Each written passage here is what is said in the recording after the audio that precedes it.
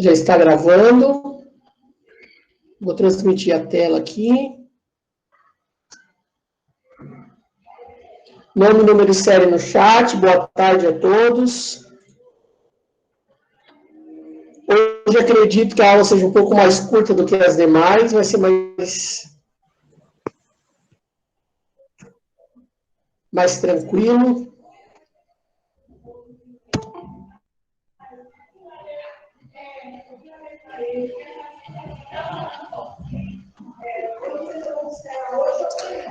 Estão todos vendo a minha tela aí? Sim. Beleza. Então, vamos lá.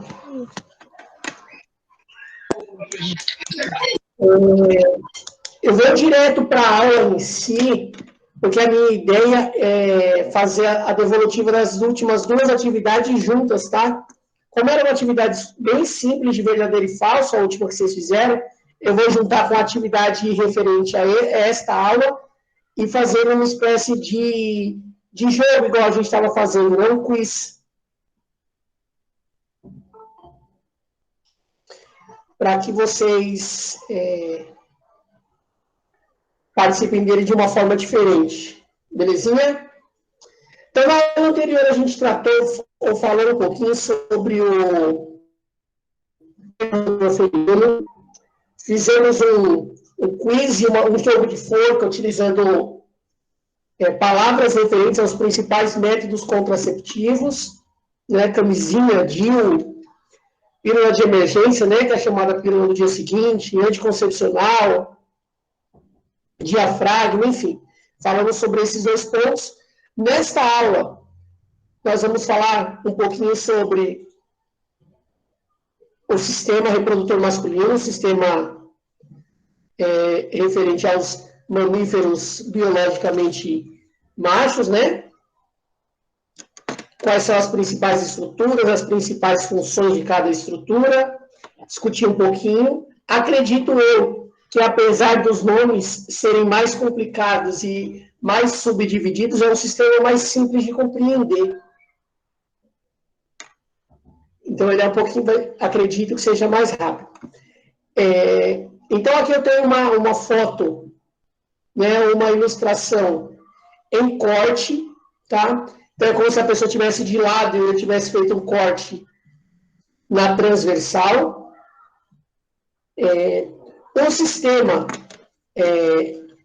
reprodutor masculino, ele está intimamente associado ao sistema urinário, né?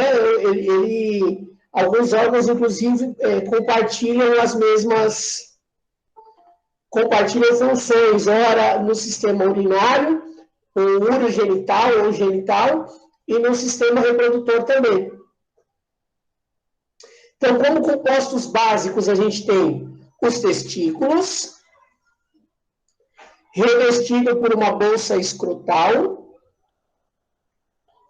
Nós temos o pênis, um sistema de dutos, que são essas cânulazinhas aqui, ó.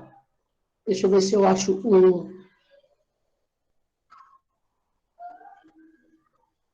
a caneta. Então, eu tenho esses dutos aqui, que eu vou falar sobre eles separadamente. Nós temos as glândulas anexas, que seriam, por exemplo, a próstata, né? A gente vai falar também de glândulas anexas. Eu vou falar sobre cada um deles. A uretra e o pênis. Basicamente, são essas as estruturas. A gente vai subdividi-las e falar um pouquinho sobre cada uma. Beleza? Para que vocês tenham noção da função de cada estrutura. Então, a gente vai começar com os testículos. Eu tenho aqui um testículo em corte. Eu tenho aqui um testículo em corte. E o testículo, ele fica dentro da bolsa escrotal. Quando os machos, né, os meninos estão na barriga da mãe, na formação, o testículo, ele não é formado externamente no corpo, ele é formado internamente. O testículo é a única glândula que a gente possui que está na área externa do corpo. Alguém sabe me dizer por quê? Ou levantar a hipótese do porquê?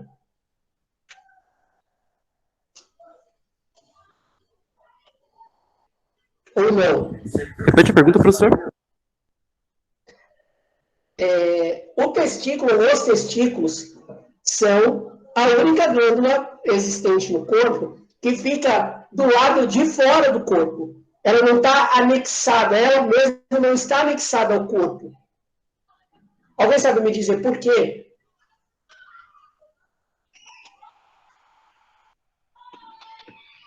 Levantar uma hipótese. Não precisa ser a resposta correta.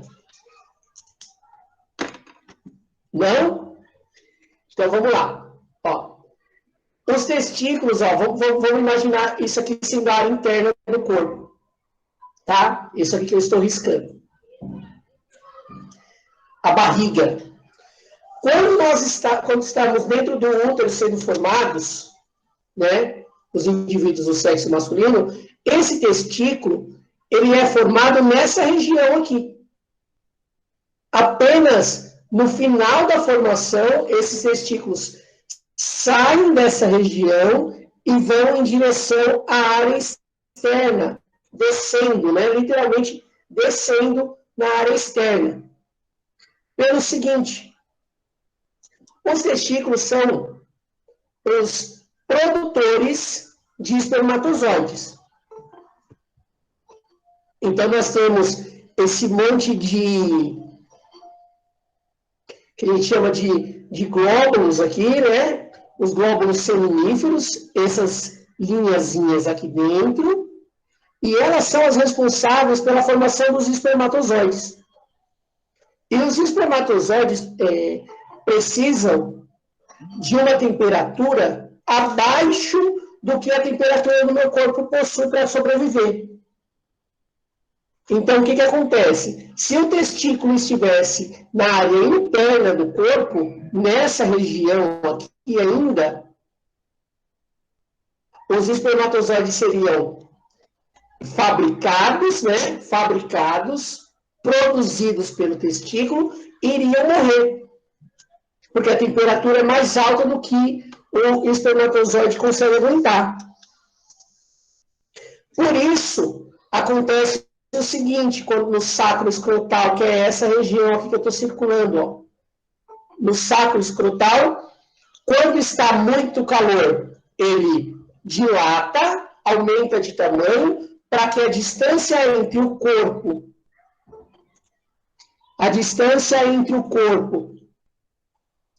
esse aqui é o sacro escrotal, a distância entre o corpo e os testículos aumente. Então, essa distância aqui vai aumentar. No calor, o tecido do saco escrotal, ele dilata, o testículo fica mais distante do restante do corpo. E no frio, o processo é inverso. Porque o que acontece? Se a temperatura baixar muito também, os espermatozoides também vão morrer. Então, qual que é a necessidade? De aumentar a temperatura. Então, o saco escrotal contrai, fica mais próximo do restante do corpo, para que essa distância aqui diminua e os testículos permaneçam aquecidos e consiga produzir esses espermatozoides. Tudo bem? Todo mundo conseguiu compreender? Ou não? Encara o silêncio como sim?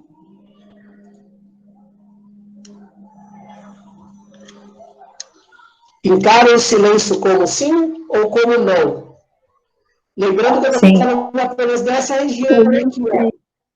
Testículo, produtor de espermatozoide. E dentro do testículo também eu tenho outras células especializadas, tá? Que é a que produz o hormônio que confere aos machos da espécie, né? Aos homens da espécie, as características sexuais secundárias do sexo masculino. Então, aumento da quantidade de pelo, aumento da região dos ombros em relação à cintura. Então, a mulher tem o formato de pera, né? Os ombros menores em relação ao quadril, para poder facilitar o parto, e os homens têm o formato contrário, os ombros mais largos em relação ao quadril. Isso se dá pela produção de testosterona, a quantidade de pelos corporais, enfim, as características sexuais secundárias, uma quantidade maior de pelos no rosto, e essas coisas são conferidas pelo hormônio testosterona. A queda de cabelo, que é mais comum em homens, porque se dá por uma produção desordenada de testosterona, causa queda de cabelo, irritabilidade, agressividade, né? São todas características trazidas pela produção desse hormônio. Tudo bem? Tranquilinho, né? A principal função do espermatozoide é produzir espermatozoides. Só que aí, os espermatozoides no testículo, nessa região que agora está esbranquiçada aqui, não tem muita função. Então, esses espermatozoides, eles passam, ou saem dos testículos, e vão para essa região aqui, que a gente chama de epidídimo. Eles ficam nessa região aqui. O que acontece nessa região? O espermatozoide que ainda não era maduro, quando estava no testículo, ele passa a ser maduro, adulto, vamos dizer assim, e ele ganha mobilidade. A cauda que ele tem, que a gente chama de flagelo, esse flagelo passa a se movimentar. Ele ganha mobilidade aqui, nessa região. Então, eles já ficam ativos. E vão ficar aqui até que haja uma ejaculação, onde eles serão expelidos lá na frente. Certo? Tudo bem?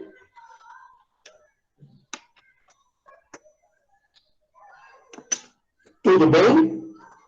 Sim. Vamos encarar o silêncio. Sim. Então, aqui eu tenho ele ganhando mobilidade, o espermatozoide conseguindo se movimentar, ele sai do epidídimo, que é esta glândula anexa aqui ao testículo, e ele vai subir por esse duto aqui, chamado duto deferente. Não é diferente, não. É um duto deferente. E ele vai subir para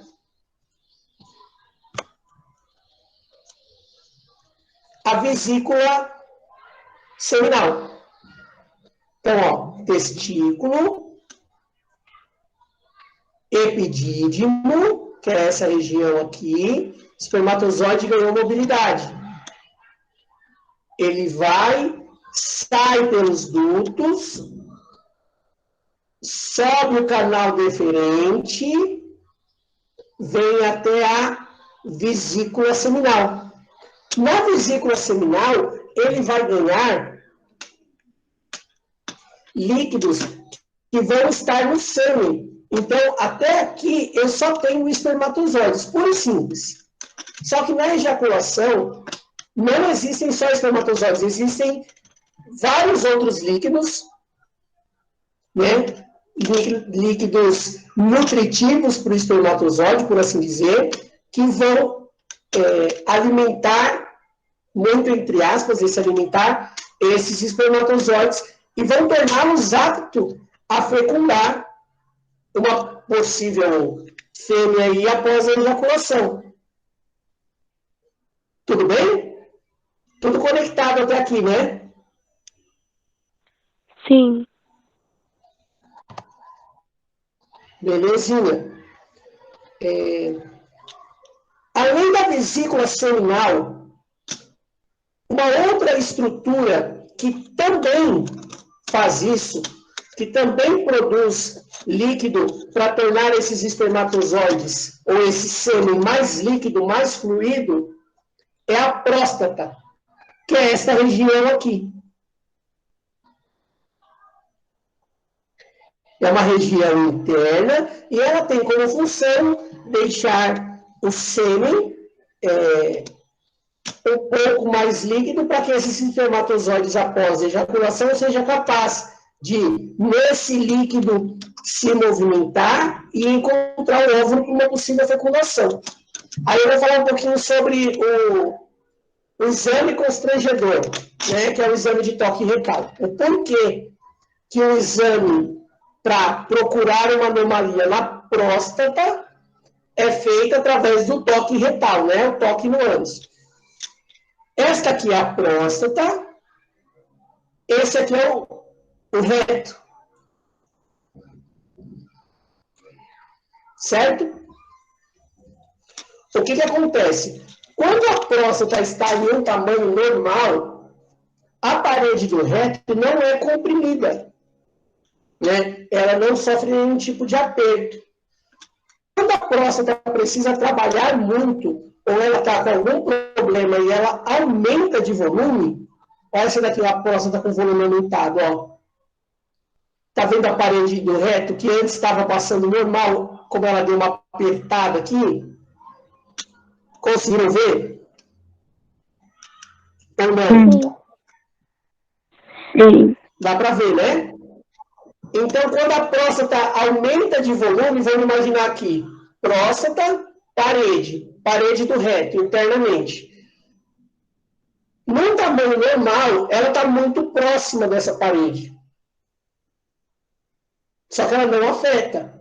Então, por exemplo, o médico vai fazer o exame de toque retal, toca lá no reto, e ele vai perceber que não tem nenhum tipo de calosidade, a parede está passando normalmente. Quando essa próstata aumenta de tamanho, por algum motivo, né, um câncer, ou está trabalhando de forma errada, ela aumenta de volume, expande, e a parede do reto, que antes estava normal, passa a criar uma calosidade, passa a criar um espaço diferente. Então, através do toque, o médico consegue perceber que essa parede está sofrendo uma pressão. Apesar dos preconceitos e das questões envolvidas em relação a esse exame, ele ainda é o exame mais eficaz para diagnosticar câncer de próstata. Existe um exame de sangue chamado PSA, que é um exame que traz um indicativo de uma possibilidade de problema na próstata. Mas o exame, assim, vamos dizer, a prova real, para se determinar se existe algum tipo de problema na próstata, ainda é o toque retal. Tudo bem? Dúvidas? Perguntas? Lamúrias? Não? Ninguém tem pergunta? Não, que. Beleza. Então, vamos lá. Antes de falar da uretra, vou falar um pouquinho sobre questões hormonais. Lembra que na aula anterior, a gente havia mostrado e falado da questão da montanha-russa hormonal que passa pelo corpo das mulheres mês a mês, lembra? Que a gente falou o seguinte: a mulher se prepara para uma possível gravidez, que não vem, então ela tem uma subida de hormônio, queda de hormônio, subida de hormônio, queda de hormônio. E isso se reflete, né, nas características, inclusive no humor, da mulher, né? Lembra? Sim. Lembra? Né? Foi uma pergunta do Davi, né? Por que mulher fica muito nervosa? Mas, assim, algumas ficam nervosas, outras ficam tristes, outras choram, enfim, né? Por quê? É o corpo com bomba de hormônio, ou muito hormônio, todo mês. O homem passa por uma variação hormonal muito menor mesmo. Por quê? Porque esse processo ele é contínuo. O homem Vocês vai é sortudo, produzir... então, professor? Oi?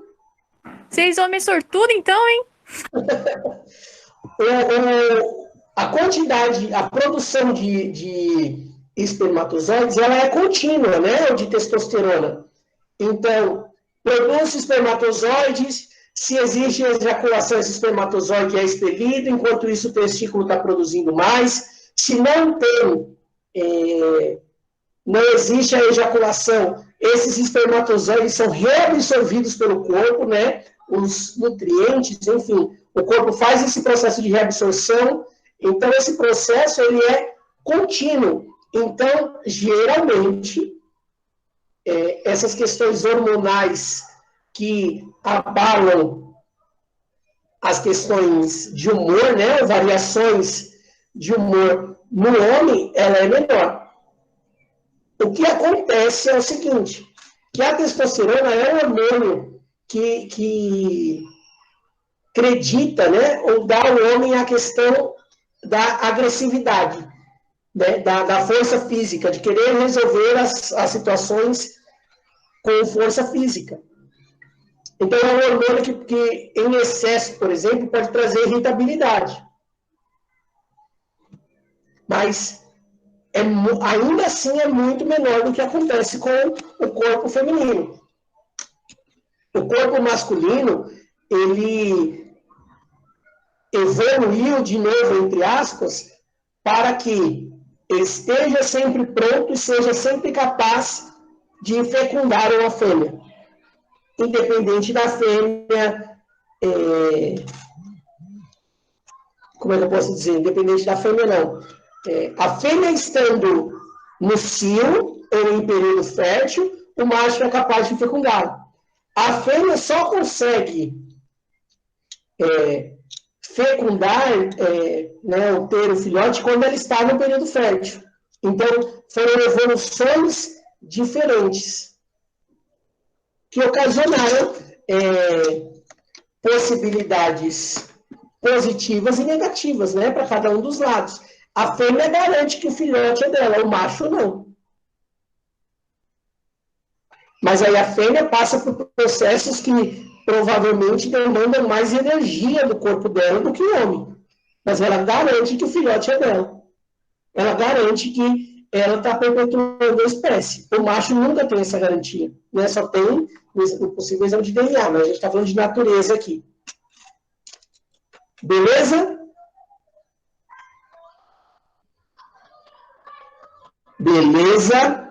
Sim. Beleza. Pensa assim. Então, Mariana, ó, os homens são privilegiados em tudo. Vamos pensar em natureza.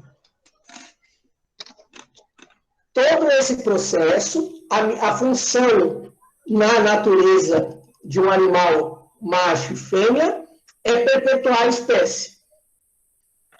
Apesar de todo esse processo, se o macho manter relações sexuais ou tentar fecundar 10 fêmeas, ele tem alguma garantia de que aquilo que ele fez vai ser bem sucedido?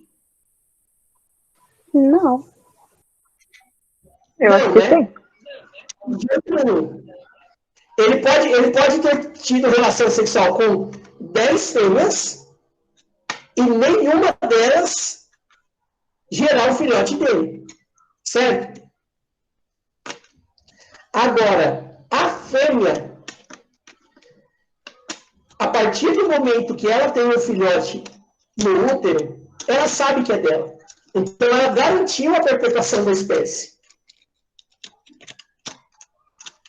Então, para a natureza, para a perpetuação da espécie, são resoluções de problemas diferentes. A fêmea evoluiu para garantir que ela vai ser capaz de perpetuar a espécie. O macho, para ter uma dispersão maior e, possivelmente, perpetuar a espécie. É que a gente fala com o olhar humano, né? Com o olhar humano, logicamente, né? Passar por um processo de menstruação, essa gangorra emocional que as mulheres passam por conta dessas questões hormonais é ruim. Mas na natureza, o processo talvez seja mais eficaz no caso das fêmeas. Espero que na Tudo outra bem? vida tenha em outra espécie, então. Resolver o problema de outra forma, né?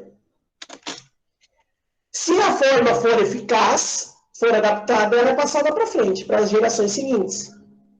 Então, esta forma, até agora, evolutivamente, é a que se mostrou mais eficaz. Tanto é que grande parte dos mamíferos fazem dessa forma. Grande parte não, todos os mamíferos, né, que atualmente dominam o planeta, fazem dessa forma. Diga. Eu tenho uma curiosidade aqui, talvez as pessoas vão achar engraçado, mas é porque eu não sei mesmo. É porque quando, eu acho que é setembro, setembro, os meninos ficam colocando tipo, esse ano esse mês é o mês mais triste para os meninos, que não sei o que, esse ano que eu não entendi até hoje. É novembro, acho. Não, é setembro mesmo. Essa história, alguém me explica o porquê disso? Meu Deus, Eu nunca vi isso. Eu nunca vi. Eu queria saber o porquê. É porque dizem que no mês de setembro não pode ter relações sexuais, entendeu? Alguma menina pode explicar aí pra mim? Eu não lembro o que é, mas é isso. Vocês. Os homens não podem Já se explicaram no masturbar. chat. Os homens não podem se masturbar em setembro, porque eles fazem mesmo com um campeonato assim. Coisa de moleque. Ridículo. Idiota que chama, né? Isso, coisa idiota. Acho que é um nome de idiota. Era mais fácil não ter sabido, porque era... Isso é o preço por ser alfabetizado. A gente paga o preço por ser curioso, sabia? Entendi. É tipo um modismo, uma aposta para ficar um mês sem se masturbar, o mês de setembro. Ok, beleza. Nunca tinha ouvido falar disso. Então, vamos lá. Agora vamos falar sobre a uretra. Ao contrário do aparelho reprodutor feminino, que possui um canal de passagem para a urina e um canal direto para ter relações sexuais e para a passagem do bebê, os homens, ou os machos, né, eles possuem um canal só, que é a uretra, que é esse canal aqui, que tem uma ligação... Opa, nossa, eu risquei certinho, né, bicho? Tem uma ligação entre a bexiga e a uretra e entre a próstata e a uretra. Quando o homem vai urinar, o canal relacionado à próstata se contrai e esse canal que liga a uretra à bexiga passa a urina. Quando o processo é inverso, o homem vai ejacular, o canal que está relacionado à bexiga contrai e o canal relacionado à ejaculação expande. Então, no processo de relação sexual, enfim, ou de excitação, o canal que está ligando a uretra à bexiga, ele está menor. Por isso, não é possível ejacular e urinar ao mesmo tempo. Apesar de ser, a gente está falando do mesmo canal, quando um está funcionando, o outro não está. E vice-versa. Tudo bem? Você é tranquilinho, né?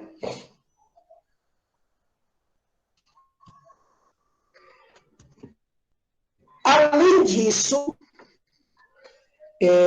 associado à vesícula seminal, a gente tem o que a gente chama de glândulas bulbo-uretrais, que são glândulas que produzem um líquido que tem duas funções básicas. É o líquido, alguns livros tratam como líquido pré-ejaculatório. Então, no processo de excitação, o homem está excitado, o macho está excitado, essas glândulas bulbo-uretrais é liberado antes da ejaculação. Para quê? Para que faça a limpeza da uretra, para que a uretra fique limpa dos sais da urina e não seja tão ácida, para quando tiver a passagem desse espermatozoide, os espermatozoides não morrerem nesse ambiente ácido, e também para lubrificar o pênis para uma possível penetração. Certo? Essa glândulazinha aqui, ela está associada ou próxima à vesícula seminal. Beleza? Tranquilinho até aqui, né? Agora vamos falar sobre o pênis. Vocês vão imaginar que isso aqui é um corte e a gente está olhando o pênis, a parte interna, que é isso aqui, ó. Tá? Então, o pênis é um órgão de cópula, um órgão relacionado à relação sexual no sexo masculino. Tá? É um órgão que possui uma quantidade grande de nervos, né? Uma quantidade grande de terminações nervosas, por isso que existe uma certa sensibilidade, né? E ele funciona da seguinte forma. Eu tenho 3 corpos aqui, que a gente chama de esses dois de corpos cavernosos, e esse aqui de corpo esponjoso. Aqui dentro tem a uretra. Vocês estão conseguindo compreender esse desenho ou não? Que acho que está meio difícil, não tá? Ou não? Dá para entender a posição que ele está? Mais ou menos. Imagina assim, ó. Eu cortei meu dedo e você está olhando assim para ele, de frente.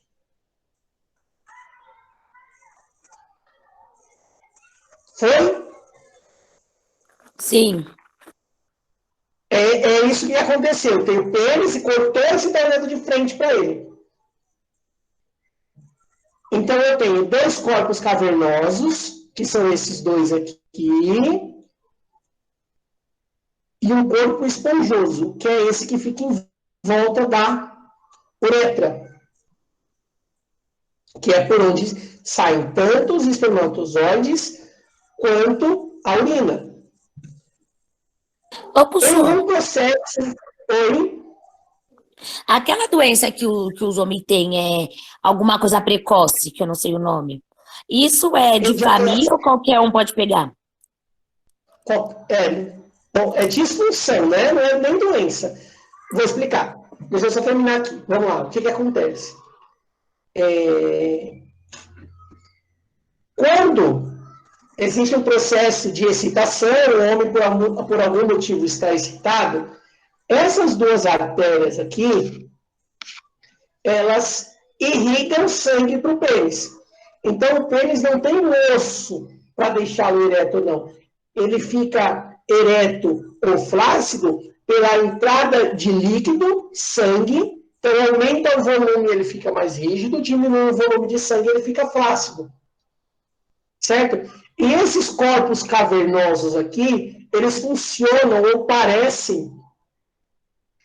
Sabe aquela pedra úmida, eu acho que chama, pedra pâmis, eu não lembro. Agora, quase todo mundo tem no banheiro para limpar o pé. Sabe qual que é? Que é toda aerada, tem vários furinhos. Esses corpos cavernosos parecem ou lembram essa estrutura. Então, o que acontece? O sangue preenche esses espaços. Então, aumenta o volume de sangue, aumenta o volume dos corpos cavernosos, também do corpo esponjoso, o pênis fica ereto e a uretra fica comprimida. O processo de excitação continua, existe a relação sexual, a penetração, a masturbação, seja o que for. O corpo entende, quando chega no ápice, entende que é o momento de liberação dos espermatozoides. O que acontece? Os músculos que estão internamente no corpo do homem começam a fazer um processo de contração e relaxamento, contração e relaxamento, contração e relaxamento, para que esse espermatozoide seja expulso pelo pênis e invada, né, o útero para uma possível gravidez. Tudo bem até aqui? Sim. Sim. Ejaculação precoce, disfunção erétil, né? O que acontece? O corpo masculino, assim como o corpo feminino, vai passando por adaptações durante a vida, né? E cada corpo tem um ritmo diferente. Alguns homens, quando estão nesse processo de excitação, o corpo entende ou compreende ou recebe uma quantidade imensa de estímulo. Então, uma relação sexual que para alguns homens duram, sei lá, 10 minutos, 15 minutos, 40 minutos, para esse homem não dura menos, bem menos, porque a quantidade de estímulo ou de excitação dele é muito maior. Então, é basicamente isso. Não existe uma relação entre, assim, todo homem ejacula numa relação sexual de 30 minutos. A relação sexual que eu estou falando é penetração mesmo. E também não tem, assim, todo homem se ejacular tanto tempo a ejaculação precoce. O que acontece? Quando o estímulo é muito grande, quando o corpo dele entra num nível de excitação muito alto, a possibilidade da expulsão desse espermatozoide é maior e mais rápida. Então é isso que acontece. Pode variar, pode acontecer por problemas hormonais, né? O rapaz está muito nervoso, né? na relação sexual, fica muito excitado, com muita vontade, e pode acontecer. E pode ser uma disfunção crônica também. Aí faz um tratamento específico para isso. Tudo bem? Uma doença, né? A gente chama de disfunção. Belezinha? Pessoal, super simples, super tranquilo. Vocês vão responder uma pesquisa para mim agora. Eu vou mandar ela nos grupos, vou mandar aqui no chat também, lá no Mentimeter, tá? É uma pesquisa, vou explicar para vocês como é que vai funcionar. É uma pesquisa relacionada a um projeto que aconteceu em Santa Catarina, que foi discutido em Santa Catarina, sobre disponibilizar ou distribuir preservativos em escolas públicas. O que nós vamos fazer? Eu vou fazer essa pesquisa com vocês lá no Mentimeter, então tem duas perguntinhas, se você é contra ou se você é a favor. Eu vou disponibilizar o texto para vocês nos grupos em PDF daqui a um pouco, provavelmente após as 5, porque eu tenho aula com o terceiro. Após as 5 eu vou disponibilizar esse texto. Leiam o texto, porque a próxima aula vai ser simplesmente uma roda de conversa. E eu quero que vocês leiam o texto baseado na resposta de vocês, em ser contra e em ser a favor. Então, nós vamos fazer esse bate-papo essa discussão. Então, espero que a galera aí participem mais, ou pelo microfone, né, ou pelo chat, para que a gente faça essa discussão de ideias. Então, vai ser uma aula totalmente dialogada, baseada nesse assunto. Disponibilização de preservativos em escolas públicas. Beleza? Tranquilo e calmo, né? Sim. Sim. Vou mandar o link para vocês da pesquisa. Opa, não, aqui é o texto.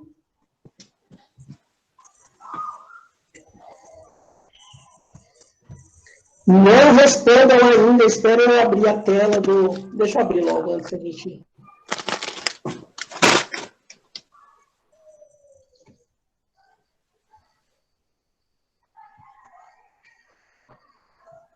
Deixa eu mandar no chat agora.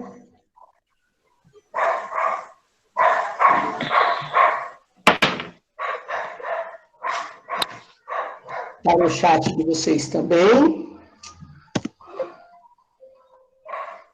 Podem ir respondendo, porque está difícil aqui a tela. Tem o microfone aberto aí e vocês precisam meter esse cachorro, hein? Dá comida pro bichinho, gente, pelo amor de Deus. Cachorrinho sofrido latindo aí, com fome. É o cachorro da rua, professor. Tô brincando.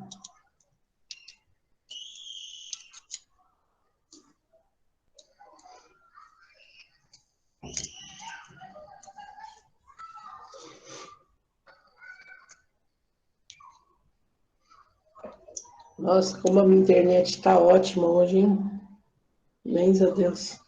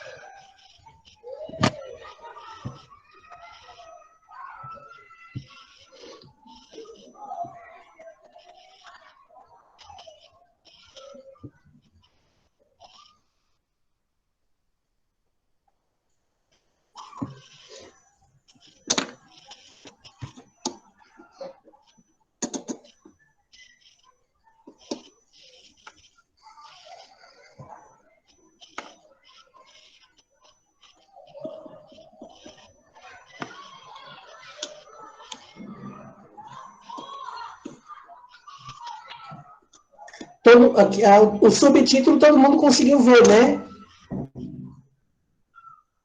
Projeto de distribuição de camisinha, escola pública, levanta diferentes opiniões em Santa Catarina. Você é contra ou a favor desse projeto? Então, até agora, eu tenho 32 alunos que responderam ser a favor e 6 alunos contra. 33 agora. Então, a maioria esmagadora seria a favor dessa distribuição. Então, nós vamos fazer esse bate-papo e tentar pensar, ou tentar nos colocar também no lugar de quem é, se eu sou a favor, eu vou tentar me colocar no lugar de quem é contra e vice-versa. Certo? Mas na próxima aula vai ser uma aula basicamente discutida. Quero ouvir a opinião e o posicionamento de vocês.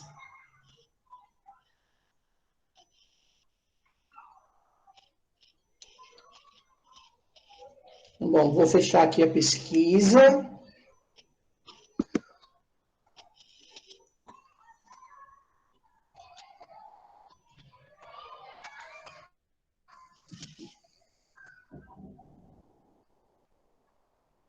David conseguiu responder? Mas se não conseguiu também não tem problema. Já deu para a gente ter uma ideia. Então, mais tarde eu vou disponibilizar o texto para vocês nos grupos. Leiam o texto para a gente fazer essa discussão na nossa próxima aula. Quero ouvir, ou pelo menos ler o posicionamento de vocês, de alguma forma, na próxima aula. É uma aula onde eu quero a participação. Eu vou trabalhar apenas como mediador dessa aula. Para não ficar tanto palestrinha desse jeito, onde eu falo e vocês só ficam respondendo sim e não. Eu quero ver posicionamento, questionamento, né? Provocação no sentido de jogar uma pergunta que faça o outro refletir sobre a resposta dele, para que a gente treine essa habilidade ou essa competência e para a gente consiga qualificar também os nossos próximos debates, as nossas dissertações, né, o processo de dissertativo argumentativo, que vai ser a redação, né, que vocês irão fazer no Enem, segue esses moldes, o molde da... Vocês estão vendo, né, artigo de opinião? Estão vendo em língua portuguesa, artigo de opinião? Sim, professor. Sim, né? Então, o artigo de opinião, ou uma dissertação argumentativa, ele segue esse padrão de uma introdução, de argumentos, de conclusão, de posicionamento.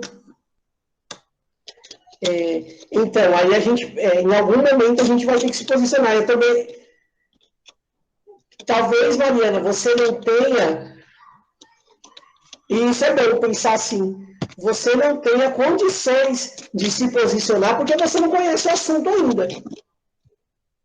Né? Tenho que pensar mais nisso, ler mais sobre isso. E isso é ótimo, esse pensamento de algo que eu não consigo ter uma opinião formada ainda, porque eu não tenho conhecimento. É isso que eu quero, que a gente pare e reflita um pouco. E pegue um pouquinho das ideias aí da Jennifer, um pouquinho das ideias da Giovana, da Jamile, do Luiz, e vá construindo o nosso ponto de vista. Foram os nomes que eu falei, porque são os que estão aparecendo na minha tela, tá? Então, é isso que eu quero. Então, eu vou dar o texto base para a gente discutir na nossa próxima aula. Tudo bem? Tudo. Aula curtíssima hoje. Muito obrigado pela presença de todos. Vou dispensá-los, porque como eu sei que vocês tiveram aulas reagendadas, aí a agenda de vocês apertou a minha também. Então, eu quis fazer algo um pouquinho mais leve hoje. Beleza? Até a próxima. Tchau, tchau, galera. Tchau. Valeu. Tchau. Obrigado. Tchau, professor. Tchau.